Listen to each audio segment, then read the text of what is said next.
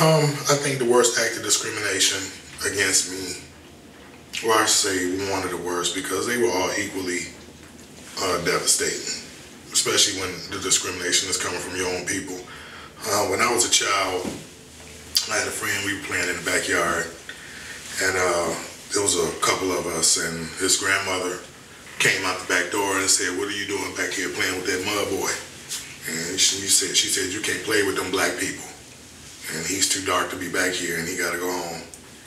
And I just got up and left. A couple of the guys I was with were laughing. And my right-hand man at the time, I think I was about maybe 7 or 8, I got up and left, because it was that, I didn't have the consciousness of an adult. And, that was one of the first times it happened. And, that's when I really realized that something was different about me than it was a lot of other people that were around me at the time. So that the mud people and you can't play with that black boy, that was pretty hard for a little kid.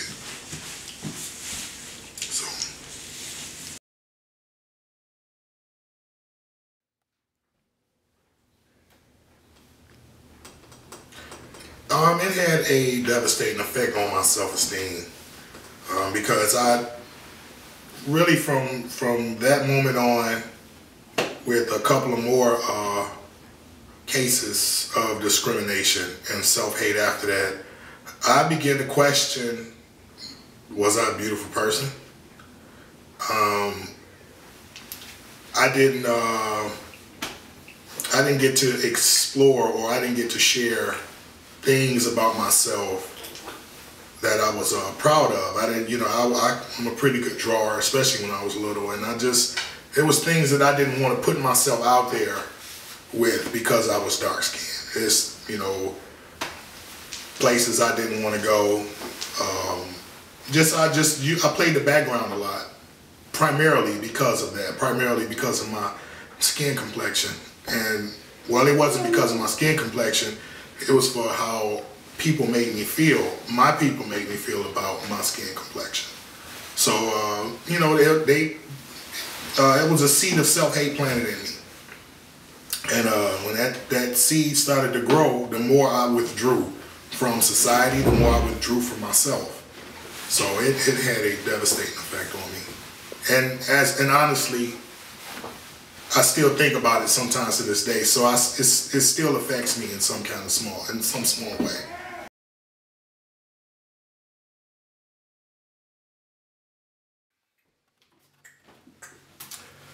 Some of the most inconsiderate things that people have said to me, I just made a post on the social networking website where this brother of mine, a friend of mine, used to call me blacker than 44 midnights, and I used to avoid him. And when I see him coming, I used to go the other way because I knew that that's what was coming, blacker than 44 midnights, and everybody would laugh with me. So I've been called blacker than 44 midnights, tar baby.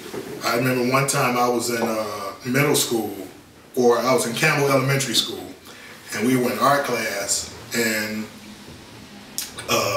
one of my classmates had a pencil and drew a little black dot on a sheet of paper, and he held the picture up and said, this was Earl, which is my government name. He said, "This is Earl's class picture." And everybody in the class fell out laughing, and that was horrible. So I didn't heard the gamut of black jokes. Tar baby, like I said, blacker than 44 midnights, black spot, dot, gorilla, and anything that had to do with anything black and negative. Not black and beautiful, but anything that had to do with something that was demeaning to me. I didn't heard it all. So it's nothing new that I can hear now. So, it doesn't affect me anymore, but it did tremendously when I was little.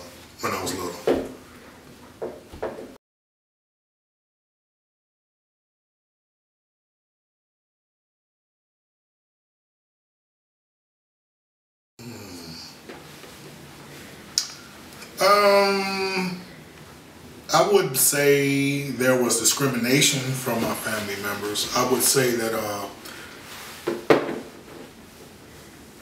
like things like playing the dozens, it became so commonplace that I started taking part in it myself. I was so used to the black jokes that, I started, my brother and sister, my older sister, are both lighter than me, though both of them are sort of dark.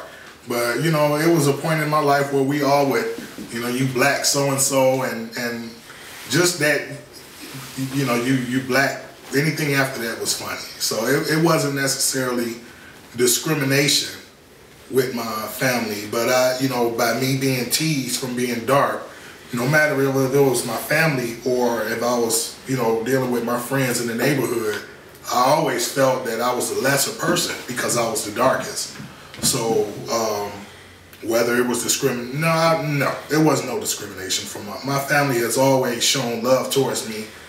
But, as I said before, I took part in the self-hate with, with the black jokes and things like that. So, yeah, it wasn't any self-hate from my family.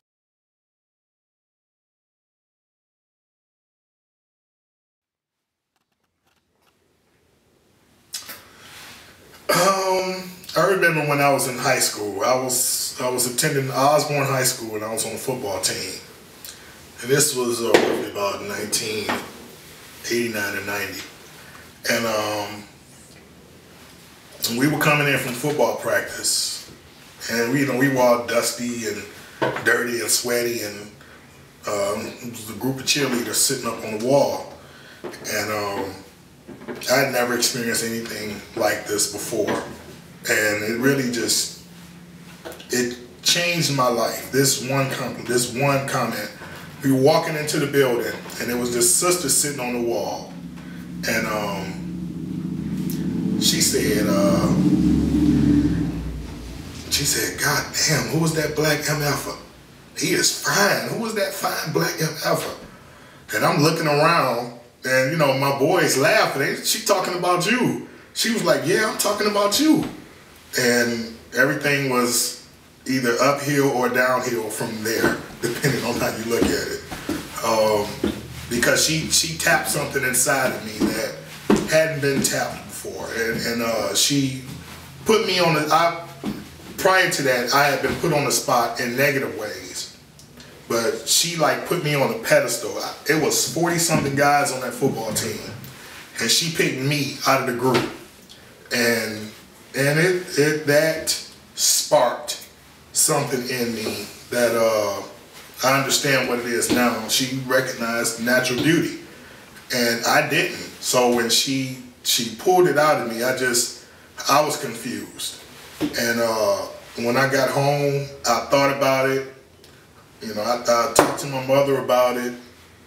Talked to some other people about it. And it was just, I couldn't think of nothing for almost a week after that. Me and the sister never started dating or whatever. We were talking because I eventually left Osborne High School. But that one day, that one event, and that one comment changed the course of how I felt about myself for the rest of my life.